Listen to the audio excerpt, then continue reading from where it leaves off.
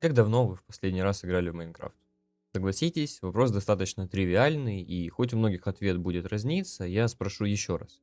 Как давно вы играли в Майнкрафт? Не видели видео по нему, не смотрели стримеров, не заходили на один день и выходили, понимая, что он уже не тот, что был когда-то интересен вам. В любом случае, каким бы ни был ответ на вопрос, то, что у всех был и будут периоды, когда Майнкрафт будет казаться хуже, чем был когда-то, это факт. Иначе на Ютубе года так с два назад не полнилось все хейтом к новым версиям и тому, как мало меняют разработчики. Однако не находите ли вы смешным тот факт, что мертвая и уже не та игра до сих пор порождает различные мысли у людей разного возраста, как минимум давая им понять, что для них Майнкрафт уже давно остался частью прошлого. Всем привет, у микрофона Трикстер, и спустя эту каплю воды давайте я попытаюсь донести свою большую мысль через мое не столь, в общем-то, большое мнение. Майнкрафт существует в отрыве от времени.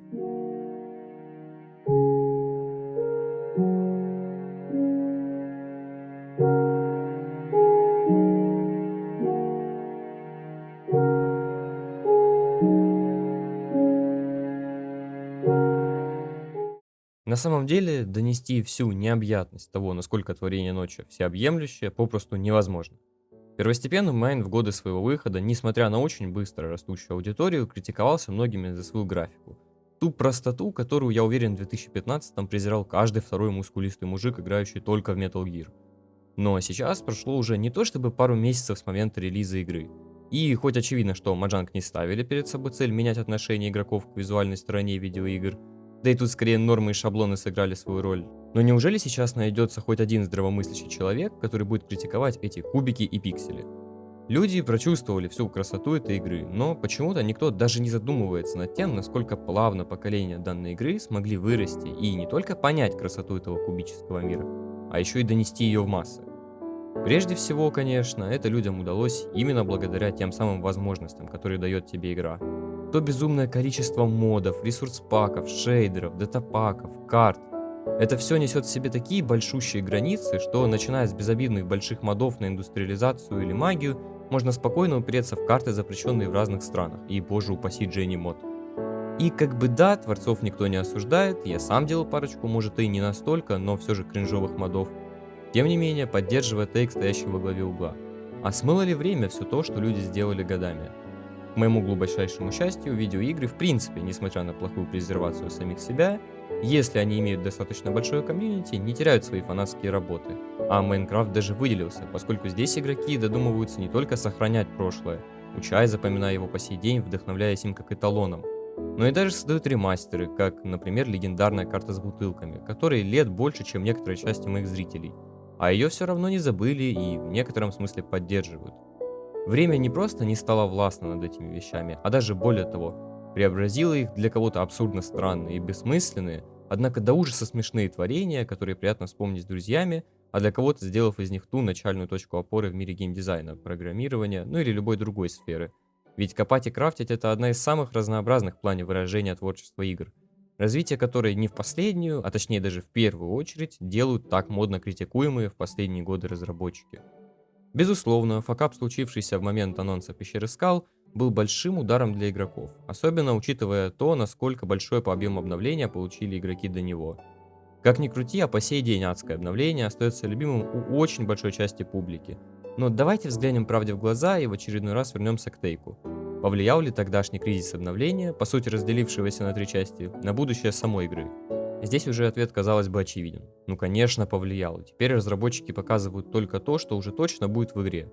Вон даже реклама пропала, и никаких кринжовых людей в костюмах пчелок не летает. И это то, что я, вы и все комьюнити хотело.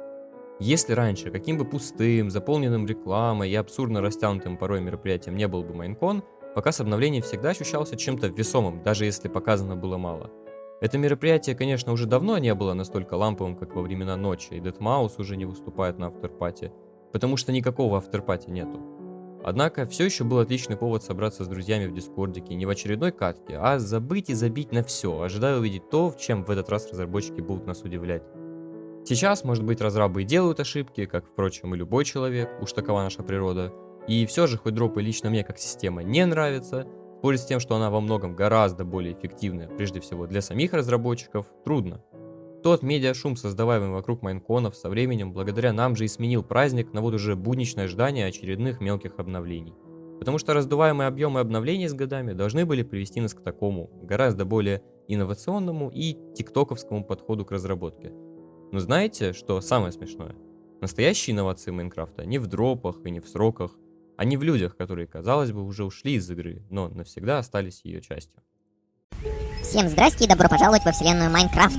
Я знаю, что всех достали эти нудные туториалы, но сей уникален тем, что это мультик во флеше. Алекс Криш. Или же самый, по моему мнению, выдающийся пример того, почему название этого видео работает.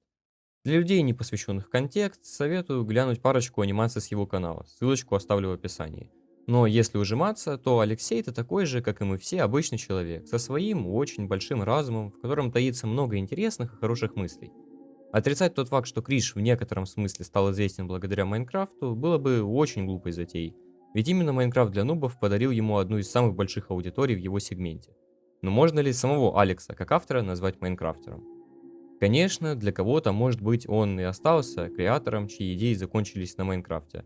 Однако сам Алекс так не считает, и, честности ради, не считаю и я. Идиотопия, конфликт Басястополя, а также мои горячо любимые у него безумные истории – это также очень большой пласт его аудитории. Но почему-то, даже несмотря на не лучшую концовку МКДН, люди еще помнят их. А все потому, что тейк моего ролика работает, по крайней мере в большинстве случаев. Творчество Алекса – показательный пример того, как Майнкрафт помог человеку забраться на куда более большие высоты и стать большим или нет, но мотиватором к дальнейшему творчеству. Что по итогу вылилось в то, что с Майнкрафтом Криш уже не связывает себя в принципе. Его контент хоть и видоизменился с годами, став гораздо более качественным, но не забудется он никогда именно что с первой серии. Майн не просто дает себя как игру, которую можно пройти и в худшем случае забыть, а в лучшем перепроходить с годами, как классику. Он предоставляет возможности в гораздо более масштабном смысле. И ведь самое странное, Майнкрафт никогда не просит тебя вернуться. Он не шлет уведомлений, не напоминает о себе, не пытается удержать тебя ежедневными наградами или какими-то обязательствами. Ты просто уходишь, закрываешь мир на день, на месяц, иногда на годы. А потом в какой-то совершенно обычный вечер ты вдруг вспоминаешь. Не игру даже, а ощущения. Как ты сидел в тишине, пока за окном уже темнело. Как ставил блоки почти на автомате, не думая ни о чем. Как шел куда-то вперед, сам не зная зачем, просто потому что можешь. И в этот момент ты не играешь. Ты как будто возвращаешься в место, которое всегда было твоим. Ты снова заходишь в старый мир, тот самый, с красивым домом, недокопанной шахтой и сундуками, в которых лежит абсолютно все и одновременно ничего нужного. И первое, что ты делаешь, просто стоишь, смотришь, вспоминаешь. Вот здесь ты умер и потерял все. Вот здесь вы с другом пытались что-то построить, но бросили. А вот это ты вообще не помнишь, зачем сделал. И в этом вся суть. Майнкрафт это не про цели, не про прогресс и даже не про выживание. Это про моменты, которые ты сам не заметил, когда они происходили. Про ту самую ночь, когда ты сказал еще чуть-чуть и в итоге встретил рассвет. И, наверное, где-то рядом с этими моментами всегда были они. Те самые ролики, которые ты включал на фоне, а в итоге пересматривал полностью. Те, чьи голоса становились такими же привычными, как звуки самой игры. Ты мог не помнить конкретную серию, но помнил интонацию, смех, какие-то случайные фразы. И спустя годы достаточно услышать что-то похожее, и ты уже снова там, в том самом времени. Про тишину, которая почему-то никогда не казалась пустой. И самое удивительное, ничего из этого не исчезло. Мир может устареть, версия может смениться, даже ты сам можешь стать совершенно другим человеком. Но тот момент, когда ты стоял на вершине своей первой башни и смотрел вдаль, он остался. Навсегда. И, возможно, именно поэтому Майнкрафт ощущается таким странно живым. Не потому, что в нем есть мобы, механики или обновления, а потому, что в нем до сих пор есть ты. Тот старый, который не думал о правильной игре, не искал идеальный сид, не сравнивал версии и не спорил в комментариях. Он просто играл. И, может быть, возвращаясь в Майнкрафт сейчас, мы на самом деле пытаемся вернуться не в игру, а к нему. На фоне этого всего мне очень страшно за будущее нашей любимой кубической игры. Майнкрафт уже никогда не будет прежним. Это высказывание, которое считается многими истинным. Но неужели спустя долгие года ролики Алекса, Юзи, Лазуритного Гнома, Мистера Фриза или Диоксида стали смотреться иначе? Эта волна ностальгии и тоски по былым временам может привести нас по итогу к очень нехорошему результату, который я уже наблюдаю на данный момент. Игра переживает и создает в себе разные рубрики, дает людям работу и позволяет миллионам находить общее, несмотря на любые различия, но при этом, если брать немного более осознанную аудиторию, то теряет в весе с выходом новых обновлений. Конечно, сейчас этот тренд критики, который в свое время поднял еще квадратный, спадает. Однако вместе с ним у людей не появляется больше понимания, насколько обширна их игра. Каждый мир, каждый блок, каждая версия и текстурка зафиксированы в компьютере настолько сильно, насколько это вообще возможно в нынешней ситуации. Мне очень нравятся ролики, где люди играют в старые версии и прекрасно осознают всю глубину возможностей, но большинство же все еще грезит о том самом вайбе, которого уже никогда и не будет. Былой YouTube и те времена уже не вернешь, и никакие новые обновления и люди, приходящие в этот поистине гигантский фандом, не смогут этого сделать, банально потому что время течет постоянно, и контент преображается в угоду времени. Так и все-таки почему Майнкрафт существует вне времени? А дело все в Майнкрафте, его задумке. Все что угодно любой из вас может найти, потрогать и собственноручно создать то, чего так пытается ждать от комьюнити сейчас. Я сам не фанат многих современных вещей, тот же мод Axiom, по моему субъективному мнению, убивает весь смысл игры во всех его творческих проявлениях. Тем не менее, осуждать создателей или людей, использующих его, нету смысла, ведь это их взгляд на игру, которым они и живут.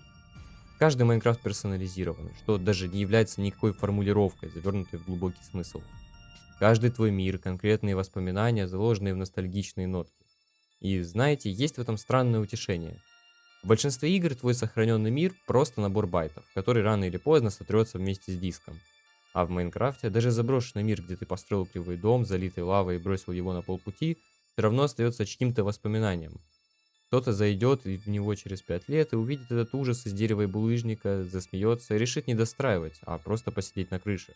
Потому что время над этим домом не властно. Властна только та причина, по которой ты его начал.